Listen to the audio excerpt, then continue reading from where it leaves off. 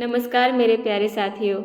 आज मैं आप लोगों के सामने श्रीमद् भागवत महापुराण के दूसरा भाग का नवम स्कंद का अष्टादशों अध्याय लेकर आई हूँ। उस अध्याय का नाम है ययाति का चरित्र। चलिए आज हम सब ययाति के चरित्र को देखेंगे, जानेंगे और समझेंगे कि उनका चरित्र किस प्रकार से था और उनका चरित्र से हम सबको क्या लाभ होगी। इन सभी चीज़ों को हम लोग जो है वो देखेंगे। श्री सुखदेव जी और राजा परीक्षित के मध्य संवाद हो रहा है। श्री सुखदेव जी जो है वो वेदव्यास जी के पुत्र हैं और परीक्षित अभिमन्यु के पुत्र हैं। और परीक्षित की मृत्यु का अंतिम 7 दिन बचा हुआ है। उसी 7 दिन में ये संपूर्ण भागवत कथा को सुनते हैं श्री सुखदेव जी के माध्यम से। तो अब श्री सुखदेव जी कथा बताते बताते ययाति के चरित्र को बताने जा रहे हैं। कहते हैं कि परीक्षित, जैसे शरीरधारियों के 6 इंद्रिय होते हैं, हम सभी मनुष्यों के 6 इंद्रिय हैं, ज्ञान इंद्रिय है ना। और वो 6 इंद्रिय कौन कौन से हैं? तो आपके आँख, त्वचा, जिह्वा, नाक, कान, ये जो है वो 6 ज्ञान इंद्रिय हैं, है ना। तो बोल रहे हैं कि जैसे शरीरधारियों के 6 इंद्रिय हैं, तो 5 ज्ञान इंद्रिय और एक उभयात्मक इंद्रिय होते हैं जो मन है। उसको ज्ञान इंद्रिय में भी लिया जाता है और कर्म इंद्रिय में भी लिया जाता है। किसको? मन को। तो ये 6 इंद्रिय जैसे हैं शरीरधारियों की, वैसे ही नहुष के 6 पुत्र हैं। किनके? राजा नहुष के 6 पुत्र बताए गए हैं। उनके नाम थे यति, ययाति, संयाति, आयति, वियति और कृति। ये 6 पुत्र उनके जो है वो हैं। किनके? राजा नहुष के। नहुष अपने बड़े पुत्र यति को राज्य देना चाहते थे। नहुष जो है वो चाहते थे कि हम अपने बड़े पुत्र को राज्य शासन का बागडोर सौंपकर मुक्त हो जाएं, परंतु उसने स्वीकार नहीं किया, क्योंकि वह राज्य पाने का परिणाम जानता था कि अगर मैं राज्य को अगर मैं प्राप्त कर लूँगा, राज्य शासन को अगर हमारे हाथ में दे दिया जाएगा, तो उसका क्या परिणाम भविष्य में होने वाला है, वो सब कुछ उसको पता था। राज्य एक ऐसी वस्तु है कि जो उसे दाव, पेच और प्रबंध आदि में भीतर प्रवेश कर जाता है, वह अपने आत्म स्वरूप को नहीं समझ सकता। जो नहुष के बड़े पुत्र थे यति, वो ऐसा कह रहे हैं कि अगर राज्य मुझे मिल जाए, राज्य का शासन व्यवस्था चलाने के लिए मिल जाएगा, तो मैं अपने आत्म स्वरूप को, सच्ची आत्म स्वरूप को मैं समझ नहीं पाऊंगा। इसलिए वो राज्य को स्वीकार करने से इनकार कर देते हैं। जब इंद्र पत्नी सची से सहवास करने की चेष्टा करने के कारण नहुष को ब्राह्मणों ने इंद्रपद से गिरा दिया और अजगर बना दिया, तब राजा के पद पर ययाति बैठे। मेरे प्यारे मित्रों, नहुष की कथा बताई जा रही है यहाँ पे कि नहुष जब इंद्र पद को प्राप्त कर लिया था और पद प्राप्त करने के पश्चात इनके भीतर जो है वो एक अहंकार नाम की चीज़ प्रवेश कर गई, और फिर वो अहंकार के कारण इंद्र की पत्नी शची से सहवास करना चाह रहे थे। और ये चीज़ जब ब्राह्मणों को पता चला, तो वो जो है वो इंद्र पद से गिरा दिए और उसे अजगर बना दिए, जिसकी वजह से उस राजगद्दी पे, उस राजपद पे ययाति को बैठना पड़ा। मतलब नहुष के पिता जो ययाति थे उनको बैठना पड़ा, नहुष के पुत्र जो ययाति थे उनको बैठना पड़ा, है ना। यति तो बैठे नहीं, तो यति के बाद के जो पुत्र हैं नहुष जी के, वो कौन है? ययाति है। वही जो है वो उस राजपद को सुशोभित किए। ययाति ने अपने 4 छोटों भाइयों को 4 दिशाओं में नियुक्त कर दिया और स्वयं शुक्राचार्य की पुत्री देवयानी और दैत्यराज वृषपर्वा की पुत्री शर्मिष्ठा को पत्नी के रूप में स्वीकार कर लिया और पृथ्वी की रक्षा करने लग गया। तो ययाति जो हैं वो क्या किए, अपने चारों भाइयों को अलग अलग दिशाओं में नियुक्त कर दिए और फिर उसके बाद क्या किए, वो नियुक्त करने के पश्चात विवाह इत्यादि किए। उनकी 2 पत्नियां थी, एक देवयानी थी और दूसरी शर्मिष्ठा थी। देवयानी जो है वो शुक्राचार्य की पुत्री थी। शुक्राचार्य कौन थे, तो दैत्यों के जो है वो गुरु थे शुक्राचार्य, उनकी ही जो है पुत्री देवयानी थी। और शर्मिष्ठा कौन थी, तो दैत्यराज वृषपर्वा की पुत्री थी शर्मिष्ठा। इन दोनों से जो है वो विवाह किए वो और अच्छे तरीके से पृथ्वी का राजकाज, पृथ्वी की रक्षा जो है वो करने लग गए। एक क्षत्रिय का और एक राजा का महत्वपूर्ण जो कर्म होता है वो यही है कि वो पृथ्वी की रक्षा करे चहुओर से। राजा परीक्षित ने पूछा, क्या पूछा, किनसे पूछा, तो श्री शुकदेव जी से पूछा कि भगवान शुक्राचार्य जी तो ब्राह्मण थे, भगवान शुक्राचार्य वो तो ब्राह्मण थे और ययाति क्षत्रिय, फिर ब्राह्मण कन्या और क्षत्रिय वर का प्रतिलोम यानी कि उल्टा विवाह कैसे हुआ। देखिए, जो लोग जात पात के बारे में इतना सोचते हैं उनके लिए यहाँ पे शायद उत्तर है, तो आप सब जो है वो ध्यान से सुनिए। ऐसा राजा परीक्षित प्रश्न कर रहे हैं कि शुक्राचार्य जी तो ब्राह्मण है और राजा ययाति जो है वो क्षत्रिय है, फिर ऐसे उल्टा शादी कैसे हो गया, ये तो संभव नहीं था। फिर क्या है, देखिए उत्तर मिलता है। श्री शुकदेव जी उत्तर देते हैं, कहते हैं, राजन, दानव राज वृषपर्वा की एक बड़ी मानिनी कन्या थी। मानिनी कहने का मतलब है अभिमानिनी, मतलब थोड़ा अभिमान से युक्त थी, गर्वीली थी, है ना। उसको ये लगता था कि हमारे पिताजी जो है वो राजा हैं, ऐसा अगर हमारे पिता भी हो तो मुझे भी शायद लग जाएगा। तो ऐसा जो है वो वृषपर्वा की जो पुत्री थी, कौन थी, शर्मिष्ठा, वो बड़े ही मानिनी थी। उसका नाम था शर्मिष्ठा। वह एक दिन अपनी गुरु पुत्री देवयानी और हजारों सखियों के साथ अपनी राजधानी के श्रेष्ठ उद्यान में टहल रही थी। उस उद्यान में सुंदर सुंदर पुष्पों से लदे हुए अनेकों वृक्ष थे। उसमें एक बड़ा ही सुंदर सरोवर था। सरोवर में कमल खिले हुए थे और उन पर बड़े ही मधुर स्वर में भौरे गुंजार कर रहे थे। उसकी ध्वनि से सरोवर का तट गूंज रहा था। किसकी ध्वनि से, भंवरों की ध्वनि से सरोवर का जो तट है वो गुंजायमान हो रहा था। जलाशय के पास पहुंचने पर उन पर सुंदरी कन्याओं ने अपने अपने वस्त्र तो घाट पर रख दिए और उस तालाब में प्रवेश करके वे एक दूसरे पर जल उलीच उलीच कर क्रीड़ा करने लगे।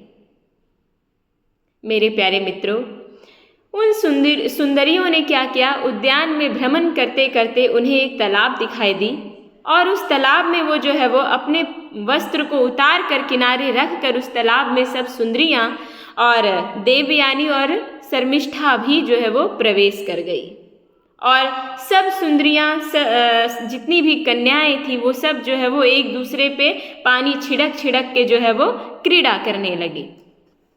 उसी समय उधर से पार्वती जी के साथ बैल पर चढ़े हुए भगवान शंकर आ निकले।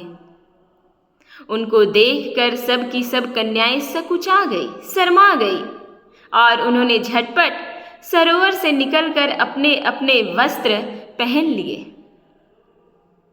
शीघ्रता के कारण शर्मिष्ठा ने अनजान में देवयानी की वस्त्र को अपना समझकर पहन लिया। शीघ्रता के कारण ऐसे हुआ, वो तो जानबूझ के जो है वो ऐसा काम की नहीं। शीघ्रता के कारण जो है वो क्या हुआ, शर्मिष्ठा अपने गुरु शुक्राचार्य की पुत्री देवयानी के वस्त्र को पहन ली। इस पर देवयानी क्रोध के मारे आग बबूला हो गई। उसने कहा, अरे देखो तो सही, इस दासी ने कितना अनुचित काम कर डाला है। ऐसा कौन कह रही है, देवयानी कह रही है। गुस्सा में कह रही है कि अरे देखो तो सही, इस दासी ने कितना अनुचित काम कर डाला है। राम राम, जैसे कुतिया यज्ञ का हविष्य उठा ले जाए, वैसे ही इसने मेरे वस्त्र पहन लिए हैं। जिन ब्राह्मणों ने अपने तपोबल से इस संसार की सृष्टि की है, जो परम पुरुष परमात्मा के मुख रूप हैं, जो अपने हृदय में निरंतर ज्योतिर्मयी परमात्मा को धारण किए रहते हैं, जो परम पुरुष परमात्मा के मुख रूप हैं, और जिन्होंने संपूर्ण प्राणियों के कल्याण के लिए वैदिक मार्ग का निर्देश किया है। बड़े बड़े लोकपाल तथा देवराज इंद्र ब्रह्मा आदि भी जिनके चरणों की वंदना और सेवा करते हैं। और तो क्या, लक्ष्मी जी के एकमात्र आश्रय परम पावन विश्वात्मा भगवान भी जिनकी वंदना और स्तुति करते हैं। उन्हीं ब्राह्मणों में हम सबसे श्रेष्ठ भृगुवंशी हैं। इस प्रकार से वो जो है वो अपने वंश का परिचय दे रही है। कौन? देवयानी, है ना, बता रही है। और इसका पिता प्रथम तो असुर है, और कह रही है देवयानी कि ये शर्मिष्ठा का पिता तो प्रथम सबसे पहले तो असुर है, फिर हमारा शिष्य है। इस पर भी इस दुष्टा ने जैसे शूद्र वेद पढ़ ले, उसी तरह हमारे कपड़ों को पहन लिया है। जिस प्रकार से शूद्र जो है वो वेद पढ़ लेता है, उसी प्रकार से ये हमारी वस्त्र को पहन रखी है। जब देवयानी इस प्रकार गाली देने लगी, तब शर्मिष्ठा क्रोध से तिलमिला उठी। वह चोट खाई हुई नागिन के समान लंबी सांस लेने लगी। कोई अगर इतना कह देगा तो ये सहन कैसे होगा?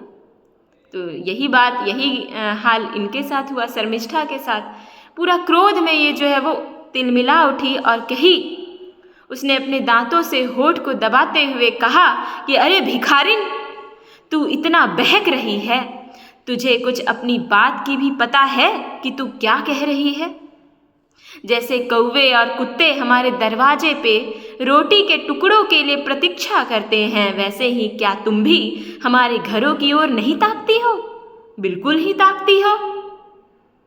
शर्मिष्ठा ने इस प्रकार बड़ी कड़ी कड़ी बात कहकर गुरुपुत्री देवयानी का तिरस्कार किया और क्रोधवश उसके वस्त्र को छीनकर उसे कुआं में ढकेल दिया, गुस्से में आके। कौन? शर्मिष्ठा।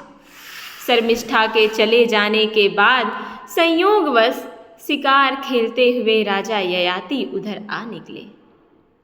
उन्हें जल की आवश्यकता थी, इसलिए कुएं में पड़ी हुई देवयानी को उन्होंने देख लिया।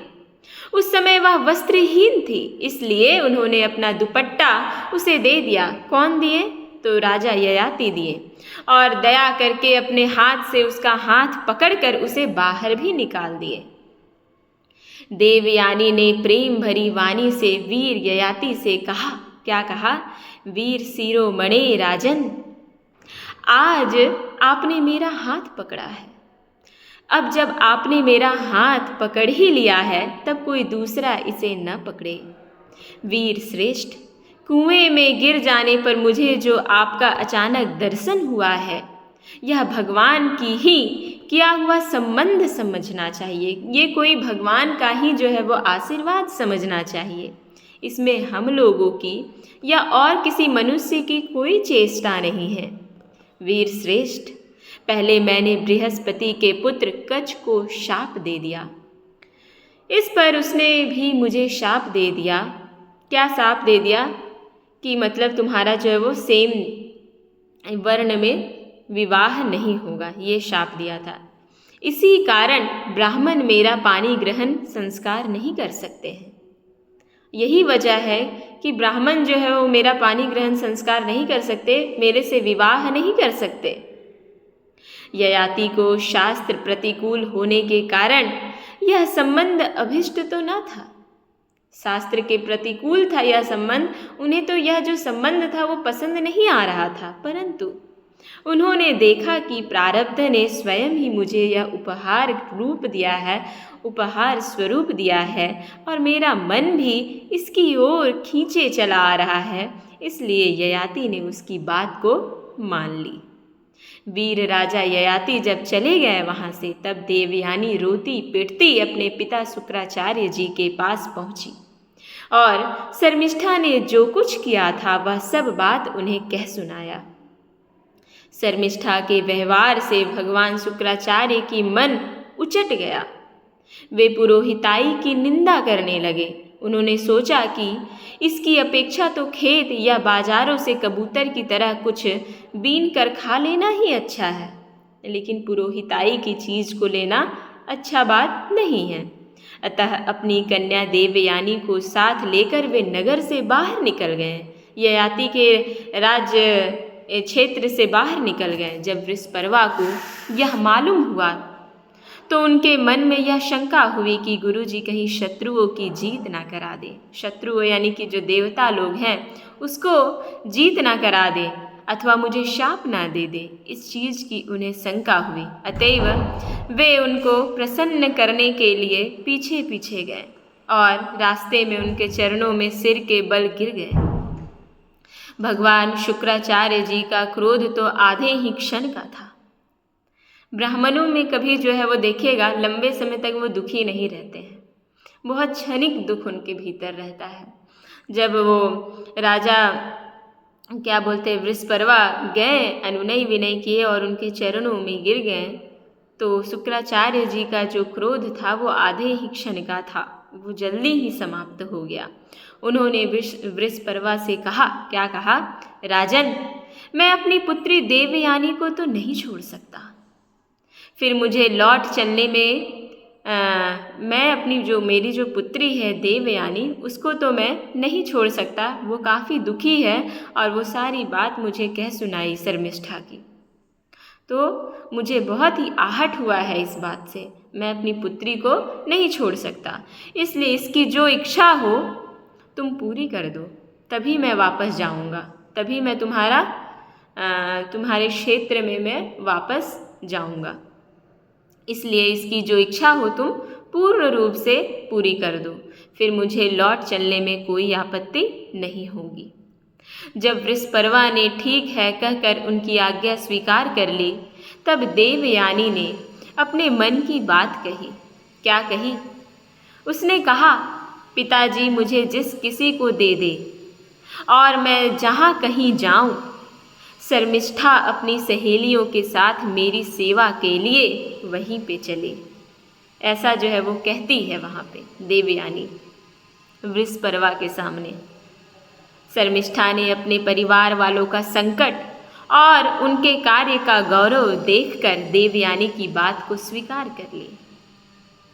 शर्मिष्ठा ये नहीं देखी कि मैं दासी बन जाऊंगी या मैं सेविका बन जाऊंगी, वो अपने पिता की स्थिति को देखी, वो अपने पिता के परेशानी को देखी और ये चीज़ों को, ये संकटों को देखते हुए वो इन बातों को स्वीकार कर ली और दासी के समान उसकी सेवा करने लगी। सहेलियों के साथ, 1000 सहेलियों के साथ जो है वो जहाँ पे देवयानी की शादी हुई वहाँ पे जाके 1000 सहेलियों के साथ दासी के रूप में वो सेवा करने लगी।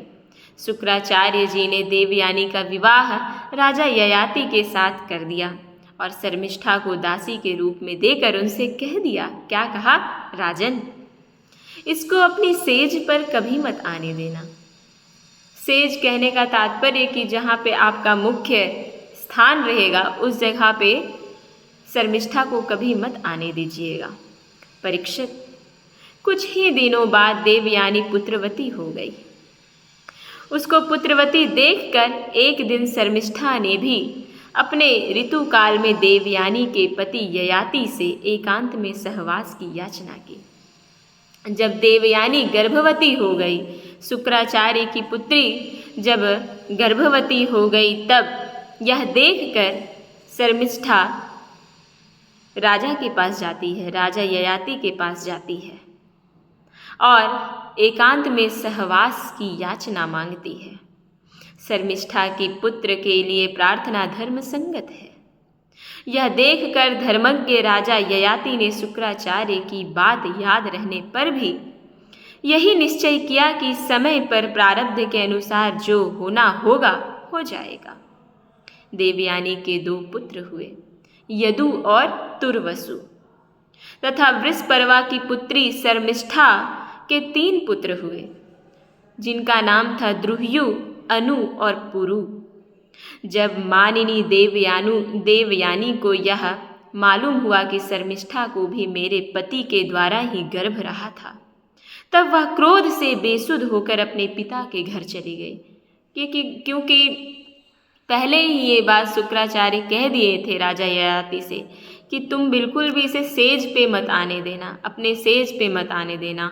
और इतनी बड़ी काम हो गई, इतनी बड़ी कार्य हो गई, यह देखकर जो है वो देवयानी बेसुध हो गई और रोते बिलखते जो है वो अपने पिता के पास वापस चली गई, शुक्राचार्य जी के पास। कामी ययाति ने मीठी मीठी बातें, अनुनय विनय और चरण दबाने आदि के द्वारा देवयानी को मनाने की चेष्टा की।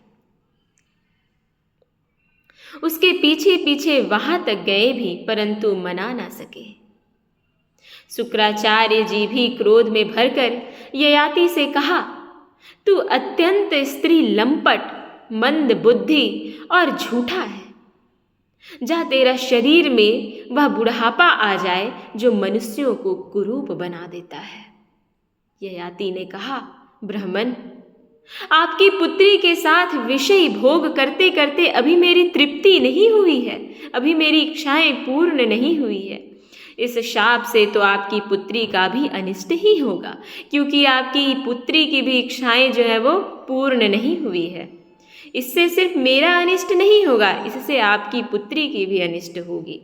इस पर शुक्राचार्य जी ने कहा, अच्छा जाओ, जो प्रसन्नता से तुम्हें अपनी जवानी दे दे, उसे अपना बुढ़ापा बदल लो। इतना कहते हुए शुक्राचार्य जी कहते हैं कि शुक्राचार्य जी ने जब ऐसी व्यवस्था दे दी, तब अपनी राजधानी में आकर ययाति ने अपने बड़े पुत्र यदु से कहा। क्या कहा? ये यदु कौन थे?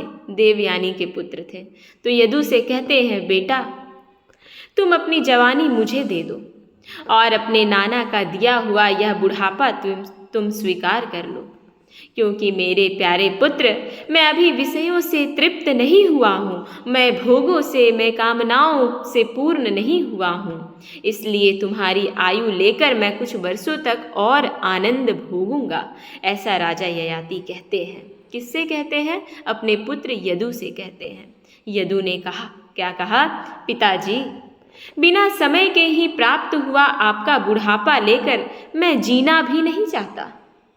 मेरी तो अभी आयु भी नहीं हुई है बुढ़ापा लेने की, तो मैं क्यों लूँगा?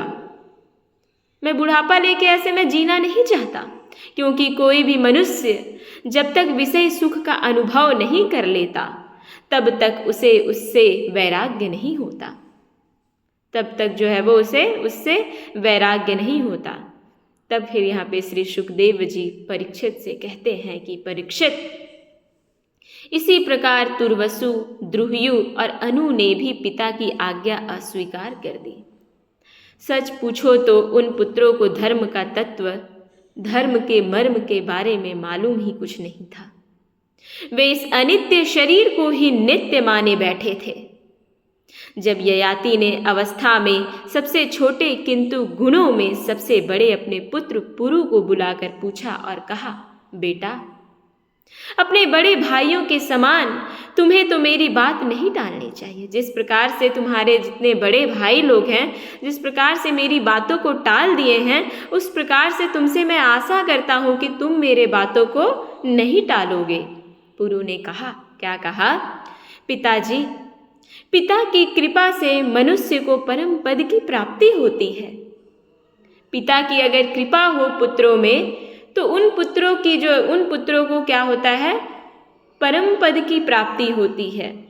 वास्तव में पुत्र का शरीर पिता का ही दिया हुआ होता है। ऐसी अवस्था में ऐसा कौन है जो इस संसार में पिता के उपकारों का बदला चुका सके? उत्तम पुत्र तो वह है जो पिता के मन की बात को बिना कहे ही स्वीकार कर दे। उसी को उत्तम पिता कहते हैं कि पिता के मन में जो बातें चल रही है, उस मन में चल रही बातों को ही वो जान जाए, उसी को क्या कहते हैं? उत्तम पुत्र कहते हैं। कहने पर श्रद्धा के साथ आज्ञा पालन करने वाले पुत्र को मध्यम कहते हैं। और पिता कुछ आज्ञा दे और उस आज्ञा का पालन करे उसको मध्यम पुत्र कहते हैं। जो आज्ञा प्राप्त होने पर भी अश्रद्धा से उसका पालन करे, श्रद्धा पूर्वक नहीं, अश्रद्धा से चलो ठीक है कह दिए हैं तो कर लेते हैं, है ना, इस प्रकार से अगर वो पालन करे तो वह अधम पुत्र के श्रेणी में गिना जाता है। और जो किसी प्रकार भी पिता की आज्ञा का पालन नहीं करता उसको तो पुत्र कहना ही भूल है, वह तो पिता का मलमूत्र ही है। परीक्षित, इस प्रकार कहकर पुरु ने बड़े आनंद से अपने पिता का बुढ़ापा स्वीकार कर लिया। राजा ययाति भी उसकी जवानी लेकर पूर्ववत विषयों का सेवन करने लगे। वे सातों द्वीपों के एक छत्र सम्राट थे, पिता के समान भली भांति प्रजा का पालन करते थे। उनकी इंद्रियों में पूरी शक्ति थी और वे यथावसर यथा प्राप्त विषयों का यथेच्छ उपभोग करने लगे। उनकी इंद्रियों में पूरी शक्ति थी, पूरा तेज था उनके शरीर में, और वो यथा अवसर यथा प्राप्त विषयों का अपनी इच्छा अनुसार उसका भोग किया उन्होंने। वह अपने प्रियतम ययाति को अपने मन, वाणी, शरीर और वस्तुओं के द्वारा दिन दिन और भी प्रसन्न करने लगी और एकांत में सुख देने लगी। राजा ययाति ने समस्त वेदों के प्रतिपाद्य सर्वदेव स्वरूप यज्ञ पुरुष भगवान श्री हरि का बहुत से बड़ी बड़ी दक्षिणा वाले यज्ञों का यजन किया। जैसे आकाश में दल के दल बादल दिखते हैं, जिस प्रकार से आकाश में समूह के समूह हमें बादल दिखाई देते हैं और कभी नहीं भी दिखते हैं और कभी नहीं भी दिखते हैं, वैसे ही परमात्मा के स्वरूप में यह जगत स्वप्न, माया और मनोराज्य के समान कल्पित है। यह कभी अनेक नाम और रूपों के रूप में प्रतीत होता है और कभी नहीं भी प्रतीत होता है। वे परमात्मा सबके हृदय में विराजमान है। उनका स्वरूप सूक्ष्म से भी सूक्ष्म और दीर्घ से भी दीर्घ प्रतीत होता है। उनकी सर्वशक्तिमान सर्वव्यापी भगवान श्री नारायण को अपने हृदय में स्थापित करके राजा ययाति ने निष्काम भाव से उनका यजन करने लगा। इस प्रकार वह ययाति 1000 वर्ष तक अपनी उच्छृंखल इंद्रियों के साथ मन को जोड़कर उसके प्रिय विषयों को भोगा, परंतु इतने पर भी चक्रवर्ती सम्राट ययाति की भोगों से तृप्ति नहीं हो सकी। इस प्रकार से यह अध्याय समाप्त हो गया। अध्याय तो समाप्त हो गया पर कथा अभी भी बची हुई है। उस आगे की कथा को हम लोग अगले वीडियो में देखेंगे, समझेंगे मेरे प्यारे मित्रों। तब तक आप लोग बारंबार श्रवण करते रहिए और समझने का प्रयास कीजिए कि जो पुत्र था वो कितना अच्छा था। श्रेष्ठ पुत्र, मध्यम पुत्र, अधम पुत्र का लक्षण दिया गया है, उसको देखिए और अपने परिवार में जो पुत्र है उसको आंकिए कि वो किस प्रकार का पुत्र है, किस प्रकार के पुत्रों की श्रेणी में आता है, और एक पुत्र का क्या धर्म है, क्या कर्म है पिता के प्रति, उसको भी इस अध्याय में बताया गया है। और एक ऐसा भी प्रसंग आया जहाँ पे ययाति अपने पुत्र को राजपाट देना चाहते हैं, लेकिन वो लेने से इनकार कर देता है, क्योंकि वो राजपाट लेने के बाद की जो कठिनाइयाँ, जो परेशानियाँ आती है उसको वो अच्छे से जानता था। और वो इतना भी कहा कि मैं अगर राजपाट ले लूँगा तो मैं एक सही आत्मस्वरूप को नहीं जान पाऊँगा, इस कारण से वो राजपाट को नहीं लेता है। तो इससे ये पता चलता है कि मनुष्य को जो है वो निष्काम भाव से जीवन में जीना चाहिए, निष्काम भाव से जीवन में रहते हुए कर्म को करते रहना चाहिए और आत्मस्वरूप को जानने की इच्छा सदैव मन में बनी होनी चाहिए। मेरे प्यारे मित्रों, आप लोगों ने बड़े ही धैर्य से मुझे सुना है, इसके लिए बहुत बहुत धन्यवाद। नमस्कार। नमो नमः। नमः संस्कृताय। ओम नमो भगवते वासुदेवाय नमः।